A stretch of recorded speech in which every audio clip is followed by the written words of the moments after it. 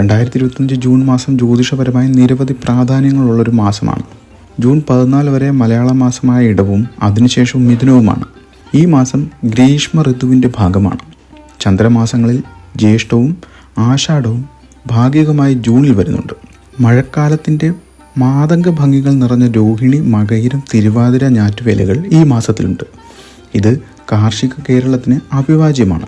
June 10, 11 തീയതികളിലായി വെളുത്തവാവും June 25 കറുത്തവാവും സംഭവിക്കുന്നുണ്ട്.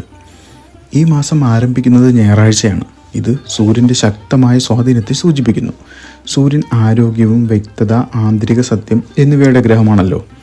ഒരു മാസം സൂര്യൻ്റെ സ്വാധീനത്തിൽ ആരംഭിക്കുമ്പോൾ അത് ഉദ്ദേശശുദ്ധിയോടെ ജീവിക്കാനും വ്യക്തിത്വം അംഗീകരിക്കാനും പ്രവർത്തനങ്ങൾ മൂല്യങ്ങളുമായി യോജിപ്പിക്കാനും പ്രോത്സാഹിപ്പിക്കുന്നു.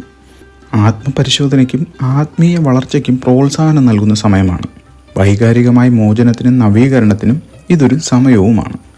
അത്തം നക്ഷത്രത്തിൻ്റെ അധിപൻ ചന്ദ്രനാണെങ്കിലും അതിൻ്റെ ദേവത സൂര്യൻ്റെ ഒരു ഭാവമായ സവിതാറാണ്. ഇത് അത്തം നക്ഷത്രക്കാർക്ക് സഹജമായ പ്രകാശവും ബുദ്ധിയും ശക്തിയും നൽകുന്ന ഒന്നാണ്. ജൂൺ മാസം ആരംഭിക്കുന്നത് ഞായറാഴ്ചയാണ്. ഇത് സൂര്യൻ്റെ സ്വാധീനത്തെ എടുത്ത് കാണിക്കുന്നുമുണ്ട്.